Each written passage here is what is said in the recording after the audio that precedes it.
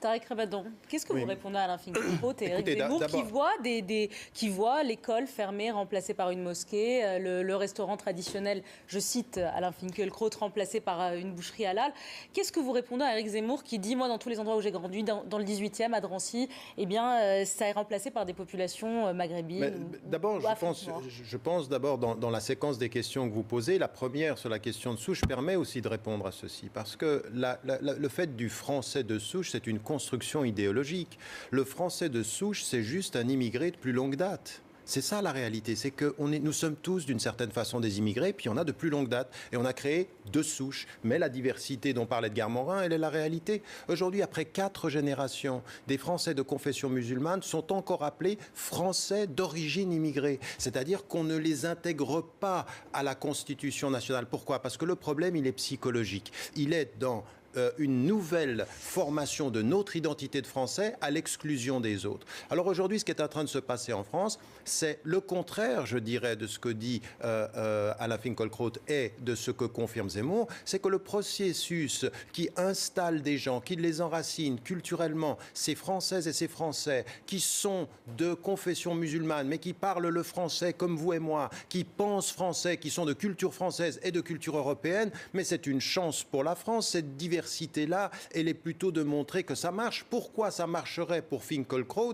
et il voudrait que ce soit l'exclusion pour tous les autres? Qu'est-ce qu'il y a dans l'islam, ou en tout cas dans leur compréhension de l'islam, qui rendrait la musulmane ou le musulman impossible à intégrer dans leur esprit dans la République? Parce que le problème, c'est pas la République, c'est leur esprit. Et donc, de ce point de vue-là, il faut dire qu'aujourd'hui, je dis le contraire pour ce qui me concerne. Je dis qu'aujourd'hui, le processus d'installation, de compréhension de ces citoyens, il est en marche. Et que ceux qui, en 2005, étaient dans la rue en France, c'était des vrais Français. Et il n'y avait rien du fait qu'ils étaient arabes ou qu'ils étaient musulmans. Ils demandent à la justice sociale. Et j'en veux et à la droite et à la gauche dans ce pays, de n'avoir rien fait depuis 2005 comme vraie politique sociale. Et c'est parce qu'ils ne font rien qu'aujourd'hui, le populisme de Marine Le Pen est en train de gagner du terrain. C'est pas parce que les Français sont racistes, mais c'est parce que les partis traditionnels ont déserté la question politique. Mais ça c'est de dire d'une certaine manière, ce que vous dites, Tariq Ramadan, c'est de dire que c'est la faute de la République qui refuse d'intégrer ces populations-là ou d'intégrer les Français musulmans. Est-ce que c'est pas aussi se poser en permanence en posture victimaire? Or, vous la refusez, cette posture victimaire. Mais le problème, c'est de dire, d'une certaine manière, si un musulman français n'a pas un job ou n'a pas un logement, c'est de dire c'est la faute du propriétaire ou c'est de la faute de l'employeur qui est raciste, qui ne veut pas me prendre, moi, musulman. Est-ce qu'il y a un moment où il ne faut pas tourner la question. Je vous remercie de préciser ceci parce que ça me permet de clarifier ma pensée. À aucun moment je n'ai dit que c'était seulement la faute de l'État. Je dis le contraire. Je dis que le processus d'installation est en marche. Il fonctionne contrairement à ce que l'on dit. Mais que les torts sont partagés. D'abord et essentiellement, doit venir de l'État une vraie politique sociale, une vraie politique de l'éducation, une vraie politique de l'égalité sociale à l'emploi et à l'habitat. Ça, c'est le devoir de l'État. Des citoyens aujourd'hui, ce que je dis toujours, je dis moi je suis au-delà de l'intégration, je suis dans la contribution, je suis dans la valeur ajoutée. Ce que je dis aux citoyens, c'est faites ce que vous avez à faire en matière non pas simplement de la revendication de vos droits, mais de votre engagement, de votre contribution sur le plan de votre travail et sur le plan de la valeur ajoutée. Je peux vous poser une dernière question sur les prénoms. C'est une revendication qu'on a entendue à la bouche de Marine Le Pen, de dire pourquoi est-ce qu'ils ne donnent pas des prénoms français. Est-ce que vous avez une réponse à ça? Mais ils donnent les noms qu'ils veulent. Moi, j'ai absolument... D'ailleurs, en plus, quand quelqu'un, par exemple, se convertit à l'islam, je leur dis, à la femme comme à l'homme, il n'y a pas besoin de changer de nom. Et le fait, quand on s'installe et quand on donne des noms à des enfants, il y a une chose qu'il faut qu'on reconnaisse, c'est que le cœur parle et qu'on donne à ses enfants les noms de son cœur et les noms de sa trajectoire historique. Et c'est tout. Et de ce point de vue-là, il faut accepter que la France...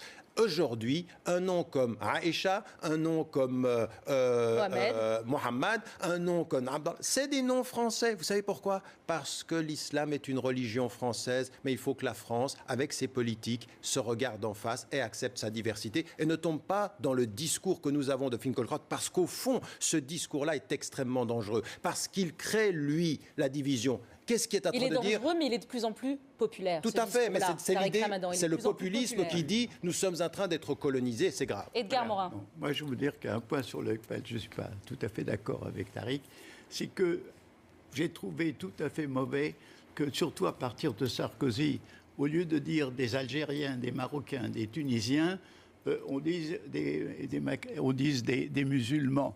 Et c'est-à-dire on définit les gens par leur religion, alors qu'on ne le fait pas tellement. On dit les Français, on ne dit pas ils sont chrétiens, ils sont protestants. Et je pense qu'à ce moment-là, la réduction à la religion est une chose qui ne vaut que pour ceux qui sont vraiment pieux. Bien entendu, il y a beaucoup qui ne sont pas pieux, mais qui continuent à donner des prénoms traditionnels, c'est évident. Mais alors, est-ce qu'il faut donner des prénoms français? Pardon? Est-ce qu'il faut donner des prénoms français quand on est français, ou c'est pas un problème? Mais ça s'applique aussi à la communauté juive qui donne de plus en plus des noms hébreux. Mais alors là, vous voyez très bien un processus qui a lieu aussi bien chez des juifs que chez des musulmans, c'est-à-dire la tendance à reprendre des prénoms hébreux comme la tendance, c'est-à-dire il y a un retour, disons, aux racines ethniques ou religieuses. Ça, c'est un phénomène. Et je pense que, si vous voulez, le problème, c'est le problème de la double identité. Il y a, par exemple, des gens qui se sentent 100% français et 100% algériens. C'est ma femme qui est d'origine marocaine, elle se sent 100% française et 100% marocaine. Et lui, les deux. Moi-même, j'ai des ascendants méditerranéens, espagnols, italiens, etc. Et je suis très content de cette richesse. Et c'est ça dont il faut se rendre compte. Chacun a plusieurs identités. Mais je suis d'accord pour dire qu'il y a une crise de l'immigration récemment. Elle est plus difficile qu'avant, mais elle a toujours été difficile au début parce que les Italiens arrivant à Marseille, on les traitait de sales macaroni. Mais c'est vrai qu'aujourd'hui, avec tout le contexte international, avec le Moyen-Orient, avec la Palestine, avec les souvenirs de la guerre d'Algérie, c'est plus difficile. Et avec la ghettoisation de nombreuses potées, c'est plus... Mais cette machine, disons, à naturaliser, qui a fonctionné en 3 générations et terminant par des mariages mixtes, elle fonctionne quand même encore moins bien, mais elle devrait aboutir à ça. Petite pause, on revient dans quelques instants.